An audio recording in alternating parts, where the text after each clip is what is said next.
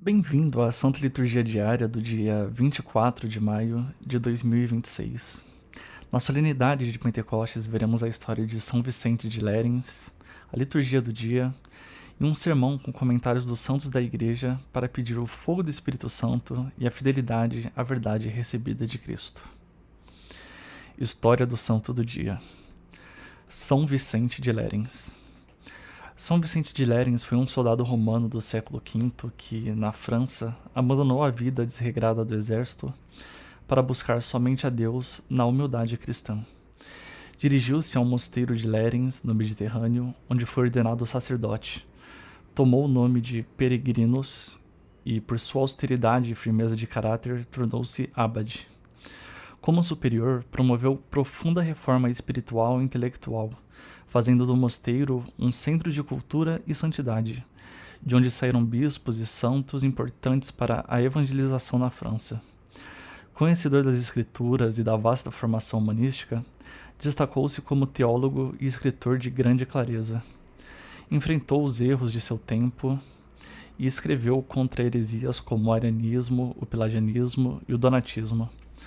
Sua obra mais célebre, o Commonitorium, ensinou aos fiéis a reconhecer a verdade da fé católica, conservar aquilo que foi querido sempre, por todos e em toda parte.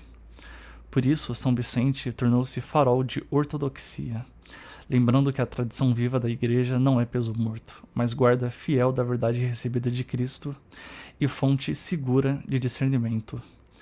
Morreu em Lérins por volta de 450, deixando uma lição urgente. Não basta parecer religioso. É preciso amar a verdade mais do que opiniões, modas e novidades sedutoras. Hoje, quando tantos querem mudar a fé aos próprios desejos, convertamos-nos da soberba intelectual e voltemos à doutrina de Cristo, guardada pela Igreja em meio a toda a confusão doutrinal atual. São Vicente de Lérins, rogai por nós. Liturgia do dia. Primeira leitura, leitura dos Atos dos Apóstolos. Quando chegou o dia de Pentecostes, os discípulos estavam todos reunidos no mesmo lugar. De repente veio do céu um barulho como se fosse uma forte ventania que encheu a casa onde eles se encontravam. Então apareceram línguas como que de fogo, que se repartiram e pousaram sobre cada um deles. Todos ficaram cheios do Espírito Santo e começaram a falar em outras línguas, conforme os Espíritos os ensinavam. Moravam em Jerusalém judeus devotos de todas as nações do mundo. Quando viram o barulho, juntou-se a multidão e todos ficaram confusos, pois cada um ouvia os discípulos falar em sua própria língua. Cheios do espanto e admiração, diziam: esses homens que estão falando não são todos galileus? Como é que nós escutamos na nossa própria língua? Nós que somos partos, medos, elamitas, habitantes da Mesopotâmia, da Judéia e da Capadócia, do Ponto e da Ásia, da Frígia e da Panfilia, do Egito e da parte da Líbia próxima de Cirene, também romanos que aqui residem, judeus e prosélitos, cretenses e árabes. Todos nós os escutamos anunciarem as maravilhas de Deus na nossa própria língua. Salmo responsorial. Agora vamos desacelerar o coração para contemplar o salmo do dia cantado pela Marcela. Enviai o vosso Espírito, Senhor, e da terra toda a face renovai. Não passe correndo por esse momento, escute com calma, reze com atenção e deixe o Espírito Santo preparar a sua alma para a palavra que ainda será proclamada.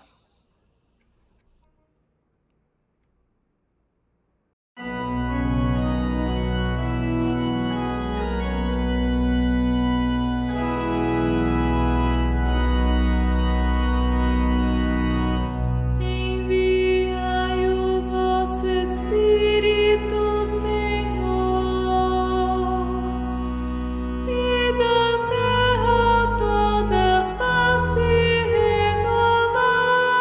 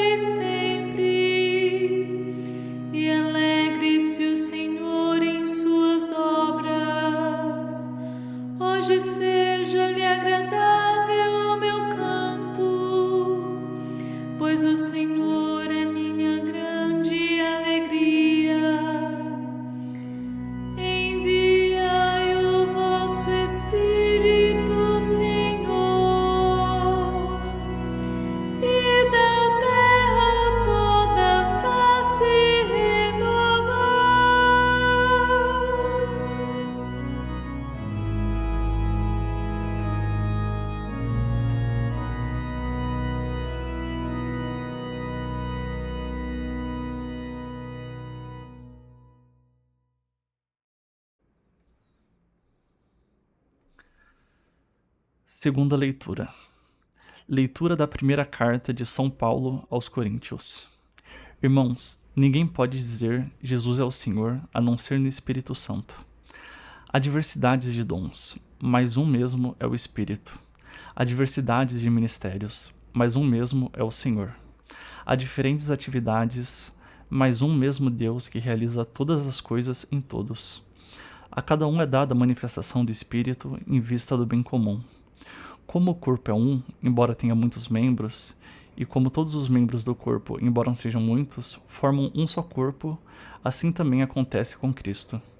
De fato, todos nós, judeus ou gregos, escravos ou livres, fomos batizados num único Espírito, para formarmos um único corpo, e todos nós bebemos de um único Espírito. Evangelho. Agora, com o coração aberto ao sopro do ressuscitado, escutemos o Evangelho, onde Cristo entra no meio dos discípulos, dá a paz, mostra suas chagas e entrega o Espírito Santo à Igreja. Proclamação do Evangelho de Jesus Cristo segundo João. Ao anoitecer daquele dia, o primeiro da semana, estando fechadas, por medo dos judeus, as portas do lugar onde os discípulos se encontravam, Jesus entrou e, pondo-se no meio deles, disse: A paz esteja convosco. Depois dessas palavras, mostrou-lhes as mãos e o lado. Então os discípulos se alegravam por verem o Senhor. Novamente, Jesus disse: A paz esteja convosco. Como o Pai me enviou, também eu vos envio. Depois de ter dito isso, soprou sobre eles e disse: Recebei o Espírito Santo. A quem perdoardes os pecados, eles lhes serão perdoados. A quem não os perdoardes, eles lhes serão retidos. Agora vamos para o sermão, baseado nos comentários da Catena Áurea, compilados por Santo Tomás de Aquino, conversando com toda a liturgia. Hoje, na solenidade de Pentecostes, a Igreja não nos coloca diante de uma religião decorativa, mas diante de fogo. Não de um fogo sentimental feito para aquecer por alguns minutos o coração cansado, mas daquele fogo que desce do céu, rompe portas fechadas, queima o medo, dá língua aos tímidos, perdoa pecados e forma um só corpo. A pergunta é inevitável. Nós queremos realmente o Espírito Santo ou queremos apenas uma versão domesticada de Deus que confirme nossas opiniões, não mexa em nossos pecados e deixe intacta a nossa covardia? Os discípulos estavam reunidos no mesmo lugar. Em Atos, o Espírito vem como forte ventania, enche a casa e aparece em línguas como de fogo. No Evangelho, porém, vemos o ponto de partida: portas fechadas, medo, noite, discípulos recolhidos. São Beda observa aí a enfermidade dos apóstolos. Aqueles que antes se dispersaram por medo, agora se fecham por medo. É a imagem de uma igreja ainda trancada, viva, mas encolhida. Escolhida, mas amedrontada, chamada a evangelizar as nações, mas escondida dentro de casa. Não é também a nossa imagem? Quantas portas fechadas há dentro de nós? Porta fechada por medo de anunciar a verdade, porta fechada por vergonha de confessar a fé, porta fechada para a confissão porque a alma prefere chamar de fase aquilo que Deus chama de pecado, porta fechada para a doutrina porque a soberba quer fabricar um cristianismo mais confortável, porta fechada para o perdão porque o ressentimento já virou mobília da alma. Então Cristo entra. As portas fechadas não impedem o ressuscitado. Santo Agostinho diz que a porta fechada não podia impedir aquele corpo no qual habitava a divindade. Aquele que nasceu sem violar a virgindade da mãe também entra sem abrir as portas. Não se trata de mágica, mas de senhorio. Cristo ressuscitado através do que julgávamos intransponível. Mas não entra para elogiar nossa prisão, entra para nos libertar. A primeira palavra do Senhor é: a paz esteja convosco. Não é a paz falsa que evitam conflitos para não se converter. É a paz que nasce da cruz. São João Crisóstomo recorda que Cristo já havia prometido: minha paz vos dou. E agora a entrega aos discípulos que tremem. Por isso mostra as mãos e o lado. São Gregório Magno nota que a fé deles vacilava, e por isso o Senhor apresenta o corpo ferido. Agostinho acrescenta: as marcas dos cravos e da lança foram preservadas para curar os corações duvidosos. Aqui há uma lição que fere o nosso orgulho. Cristo não esconde suas chagas. Nós escondemos as nossas. Ele mostra as feridas gloriosas. Nós maquiamos as feridas infeccionadas. Ele apresenta o lado aberto de onde nasceram os sacramentos. Nós preferimos uma religião de aparência, sem sangue, sem arrependimento, sem confissão, sem verdade. Quer paz? Então olhe para o crucificado. Quer alegria? Os discípulos se alegraram não porque o perigo acabou, mas porque Cristo vive. Essa paz é repetida. A paz esteja convosco. Beda diz que a repetição confirma, talvez porque a graça do amor é dupla, ou porque Cristo fez dos dois povos um só. E aqui Pentecostes se abre diante de nós. Em Atos, partos, medos, elamitas, romanos, cretenses, árabes, escutam na própria língua as maravilhas de Deus. Babel é curada. A língua que antes dividia, agora anuncia. A diversidade não vira confusão, porque um só Espírito fala na igreja.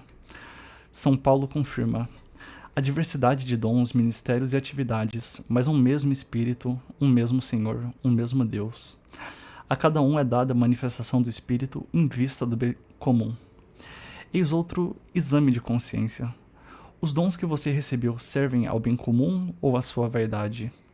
Seu conhecimento serve à igreja ou apenas à disputa? Sua voz anuncia as maravilhas de Deus ou multiplica reclamações? Pentecoste não é licença para cada um inventar uma fé própria. É o contrário. O mesmo Espírito reúne muitos membros em um só corpo. Quem usa inspiração para romper com a verdade recebida não está ardendo no fogo de Pentecostes, mas na fumaça da própria soberba. E aqui que São Vicente de Lérins ilumina a liturgia. Ele abandonou a vida desregrada do exército, buscou Deus no mosteiro de Lérins, tornou-se sacerdote, ábade e defensor da verdadeira fé. Contra as heresias de seu tempo, ensinou no comunitório a conservar aquilo que foi querido sempre, por todos e em toda parte. Que atualidade! Em Pentecostes, o Espírito faz a igreja falar em muitas línguas, mas não muitas verdades contraditórias. Ele renova a face da terra, como canta o Salmo, mas não muda o Cristo por moda. Ele dá vida, mas não troca a doutrina por desejo. Você ama a verdade ou apenas a sua opinião batizada? A tradição viva da igreja não é peso morto, é guarda fiel do fogo recebido. Depois de repetir a paz, Jesus diz: como o Pai me enviou, também eu vos envio. São Gregório Magno explica que o Pai enviou o Filho para a obra da redenção. E Cristo envia os discípulos com o mesmo amor que foi enviado aos sofrimentos. Ou seja, o Espírito não nasce para formar uma comunidade confortável, mas uma igreja enviada. Pentecostes não é fechamento em experiências interiores, é missão. O fogo que desce deve sair pelas ruas. O medo trancava portas, o Espírito abre a boca. Mas que missão é essa? Cristo sopra e diz: recebei o Espírito Santo. Santo Agostinho ensina que o sopro corporal não era a substância do Espírito, mas sinal de que o Espírito procede do Pai e do Filho. Crisóstomo observa que o Senhor os prepara e lhes comunica poder espiritual, ligado imediatamente à remissão dos pecados. E o Evangelho revela: a quem perdoardes os pecados, eles lhes serão perdoados. A quem não os perdoardes, eles lhes serão retidos. Aqui toda a liturgia toca a ferida mais esquecida do nosso tempo, o pecado. O primeiro grande fruto do ressuscitado que sopra o Espírito é o poder de perdoar os pecados. Nós talvez esperaríamos: receber o Espírito Santo para vos sentirdes fortes, para falardes bem, para realizardes projetos. Mas Cristo fala de pecado perdoado ou retido, porque não há renovação da face da terra sem a purificação das almas.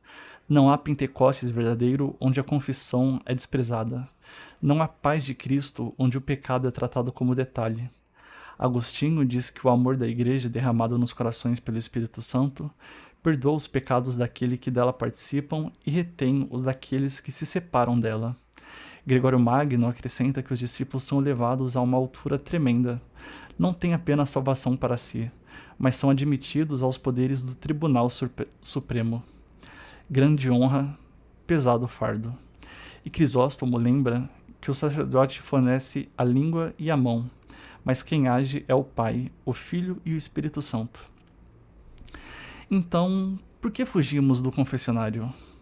Por que uma geração que diz querer cura espiritual evita o sacramento da cura?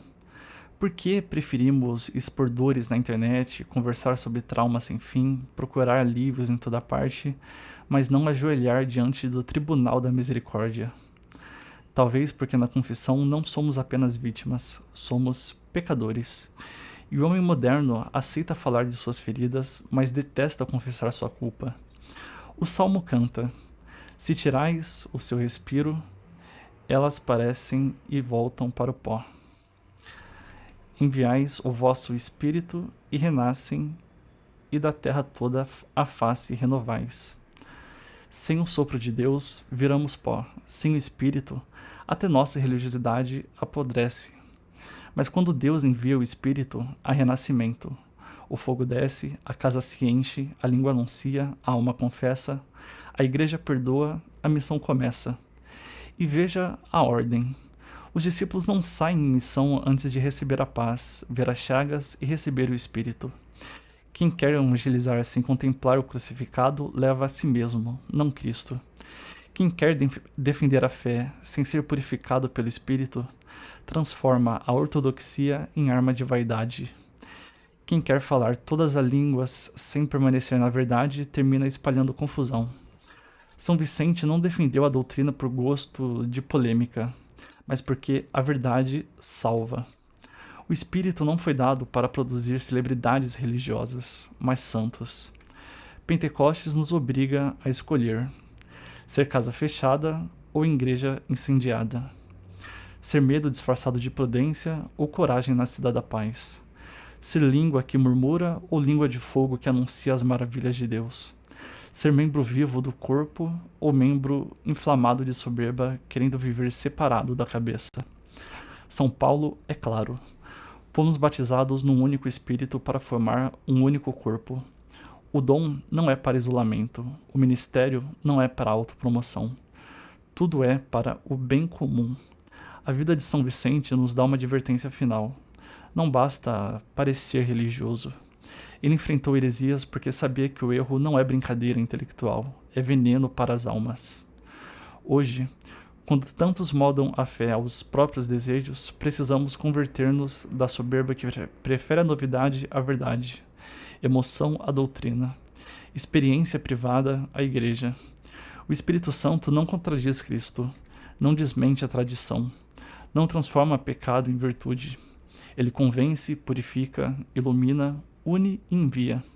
Mas cuidado, defender a verdade sem receber o fogo da caridade também trai Pentecostes. O mesmo Espírito que guarda a doutrina perdoa pecados, une povos e dá missão. A ortodoxia católica não é frieza de museu, é chama viva. A verdade não é uma pedra para esmagar o pecador, mas uma luz que mostra a saída. Porém, sem verdade, a misericórdia vira engano. Sem misericórdia, a verdade é apresentada de modo indigno daquele que mostrou as chagas para curar os duvidosos. Hoje Cristo entra no cenáculo. Ele vê nossas portas fechadas. Conhece o medo, a confusão, a soberba, a impureza, a preguiça, a indiferença aos sacramentos, a facilidade com que moldamos a fé aos nossos próprios desejos, e ainda assim se põe no meio. Não abandona a igreja medrosa. Diz: a paz esteja convosco. Mostra as chagas, sopra o Espírito, envia. Dá poder de perdoar.